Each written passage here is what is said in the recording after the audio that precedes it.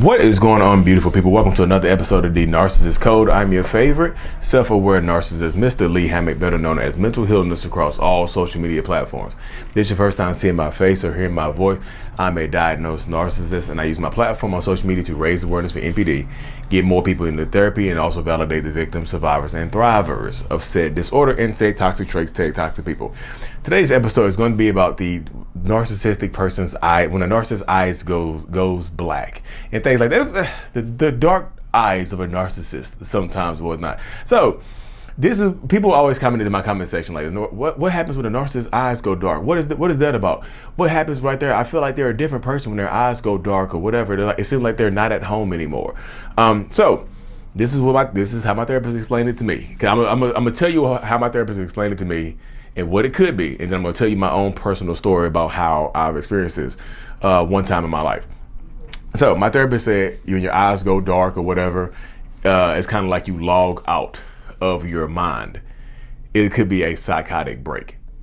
Like if you feel like somebody in your life is like they're going crazy, they're going through narcissistic rage, but it feels different. It feels like they're a completely different person. It feels like they're no longer at home. Then they could be experiencing possibly a psychotic break.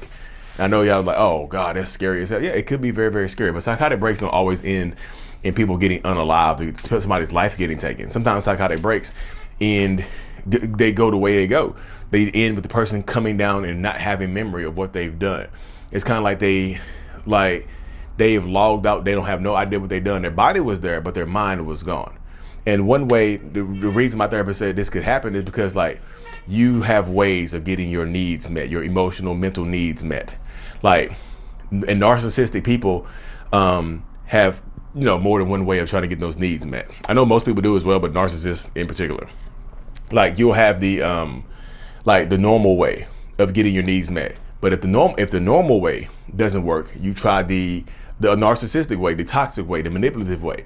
If that doesn't work, like you try, like it's two channels, right? It's two channels: the normal way and the toxic way, the narcissistic way. If the normal way doesn't work, you back up and you take the narcissistic road. If the narcissistic toxic road doesn't work, then something happens. Something has to give. It's like there's barriers or guardrails set up at the end of both of those roads, like so it gets blocked, and then your mind just runs through those barriers. Your mind runs through those barriers like a truck running off the side of a cliff or something like that, literally. And when that happens, you log out, like you're no longer there. Like your body is still there. Your body is going through the actions and things like that, but your mind is gone. So if you are on the other side of this, if you're on the receiving end of this psychotic break, extra crazy narcissistic rage, it can be serious as hell. The person can be whistling and humming and, just acting like they can be enjoying the peril, whatever they're doing in that circumstance, in that situation. They could be absolutely enjoying the peril that they're putting you through, that they're experiencing and things like that you are experiencing. You know what I mean? It can just go that way as well. Like they could be enjoying, like they can be having fun, seeing you in pain, making you scared and being fearful and things like that. And their eyes kind of the eyes could become big, dilated and whatnot. And I didn't believe in it. So me personally, I didn't believe in this at first. When I see people comment in my comment section, I'm like, that's just something people make up. There's no way narcissists' eyes go black. But then there's an experience in my real life. So that's the part, it could be a psychotic break. When the narcissist needs getting met, when they feel like their needs have been met, or they've instilled enough fear, or they log back in. And sometimes they don't remember. They don't remember what they've done. They don't remember what they put you through. It could be, a super manic high, manic explosion, whatever, or a psychotic break. You know what I mean? But if you're not bipolar, it could be a psychotic break.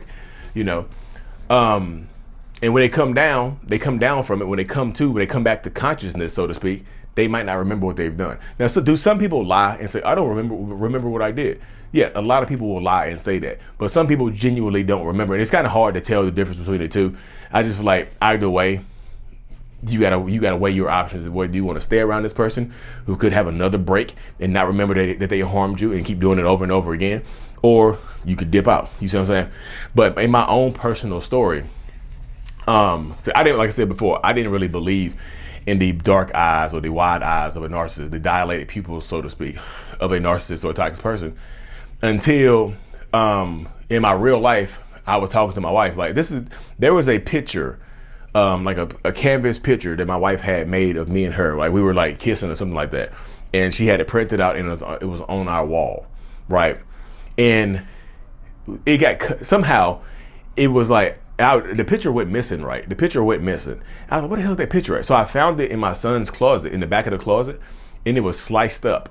Right. The picture was sliced up like somebody had cut it up with a knife. I was like, damn, maybe my wife had left around that time and she had came back. So I was like, maybe she had got angry and cut it up and put it in the back of the closet because she wanted to remember whatever happened that day. And I was going to throw it away, but I was just like, no, I'm just leave it in there because that, she'll throw it away when she's ready. So it said that picture had been in there for like damn near, like it had been in there for over a year. And I told my therapist about it. I was just like, I want to tell her to throw that picture away. I just feel like this hindrance in our relationship. She's like, just talk to her about it. Just talk to her about it. See if she's willing to throw it away and whatnot. She's like, don't give her demands. Just bring it up, and see if she's willing to throw it away. See if she's at that point where she's willing to throw it away. And we were in bed one night, and I told her, I was just like, hey, look, that picture that in the closet, when are you gonna throw that away? When do you think you'd be ready to throw that picture away? And she's like, what picture? I like the picture that you sliced up and put in our son's closet. Like, why? Like, when are you gonna be ready to throw it away? And y'all, the look on her face, like her eyes got wide and she looked at me and she was like, you cut that picture up. I was like, no, I didn't. I was like, you cut the picture up. Why would I cut a picture? I was like, why did I cut a picture up and put it in the closet? Because I thought she had did it because I saw it in the closet. She was like, my wife doesn't call me Lee. She calls me Damon. She calls me my first name. She's like, Damon, you cut that damn picture up. I could see she was getting animated. I'm like, baby, it's okay that you did it. I'm not even trying to gaslight her, y'all. I really don't remember doing it. So I was just like, it's okay that you cut it up. I understand why you did it. It was not a good time. She's like, you did it. And she was like, I'm gonna prove it. I'm like, how can you prove it? It's been in that closet forever.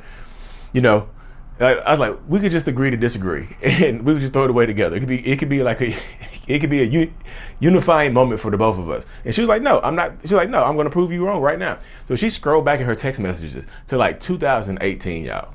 And there was a conversation in that text messages where she was texting her aunt. She was texting her aunt. She was like, I'm really scared right now. She's like, Damon's going through the house. He's super angry. He's like, his eyes don't look the same. Like, he's literally angry as hell. He's humming and whistling. He's going through, like, he just took a picture off the wall and cut it up and said, he's like, and F this marriage, F this life or whatever. That we don't, like, you don't deserve me. And he cut the picture up and he threw it into the closet. He like took it and threw it to the closet. Like, he threw that picture in the closet. It's text message proof.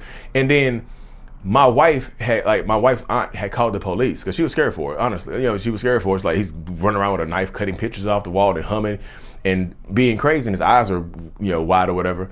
And she called the police. And this is the only part about that situation that I remember is like my wife opened the door and the police came in. That's literally the only thing I remember. I was just like, and my wife told me, she said to this day, when the police came in and you acted like you hadn't been doing anything, she's like, that was scary as hell. She's like, because I told her, I was like, because I don't remember doing anything. It's like when the police came in the door, it's like I woke up. Like when the police came in the door, it's like I woke up. It's like a part of me took off running and hid within me. And I woke up. I was like, and I was just being sincere to the police. She's like, you just lied to them so good about how you wouldn't do anything. You was cracking jokes. I was like, because I don't remember doing it. I did not do that. It's just like, because I had no recollection of doing it or cutting no picture up or humming and screaming and whatever. I had no recollection of doing that. So I was genuinely talking to the police because I did not know, and when that just brought it to the moment, she was like, yeah, that's the only time I've been in the like 10 years we had been together, 6 or 7 years at that time. Maybe longer. This was years back. This is last year I found this out. So we had been together. When I found out I cut the picture up, it was 2022. So we had been together about 11 years by then. She's like, in the entire time we've been together, I've never been more scared. Like, that's the only time I've really been scared of you.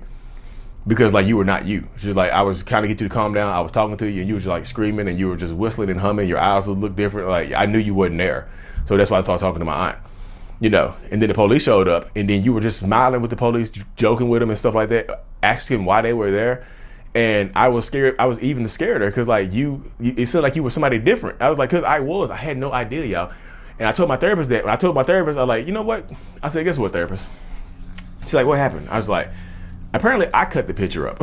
She was like, what? I was like, yeah, apparently I cut the picture up. I was running around the house, humming and yelling and stuff like that. And I grabbed a knife and I was cutting up a canvas picture. You know, I put the knife down. I cut the canvas picture up or whatever, and I put it into the closet. And I did it. It's like, you don't remember it? I'm like, no. It's like, that's why our last session, I was telling you that she did it. I wasn't lying to you. And she's like, huh.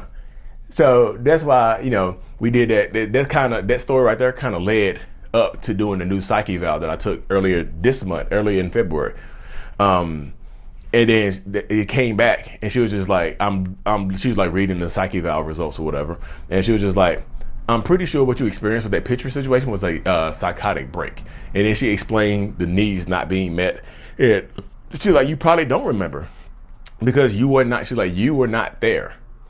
You know, she's like, you were not there. Your body was there. You were present, but you were not there. And she's like, if you don't, and she was just telling me, she's like, she wasn't scared for me, but she was just saying, I was scared myself. Like, damn, I can do that. I can have psychotic breaks. I'm not a psychopath. She's like, you don't have to be a psychopath to have a psychotic break. She's like, when your anger reaches its threshold, like your mind protects itself by shutting down, and the narcissistic part of you takes over. I was like, damn, you know, I was like, dang, that is wild. So now I'm aware of it now that I have had at least one psychotic break. I'm just like, damn, I don't want to do that again. So I'm in more control of my emotions more now than ever.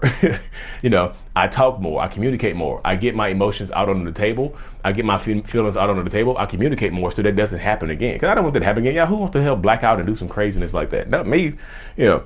I'm not trying to justify my actions by any. It was horrible. I'm not trying to justify my actions in any way, shape, or form. I'm just telling y'all that I really don't have a memory of that incident. You know what I mean? And so you might have a partner who's done the same thing, where their eyes went black, they were raging out on you, and they don't remember what they did to you. But again, it doesn't make it okay that it happened. You know what I mean? And don't look at my situation. Well, your wife forgave you. Yeah, I've been in therapy for 6 years. 6 years, and I genuinely don't remember that event.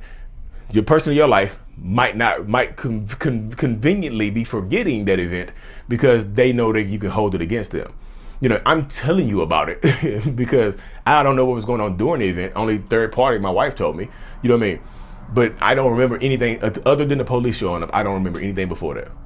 I was like, I don't know what the hell we were arguing about. She's like, I don't either. But it got to a point where you're like, you know what? F this marriage. And then you just start skipping through the house, whistling, and grabbed a knife and start cutting up a picture. I was like, oh my goodness. You know, I'm not proud of that, y'all. Trust me. But it's just like, it's helpful to know that what's going on inside of my mind, because I'd rather know than not know.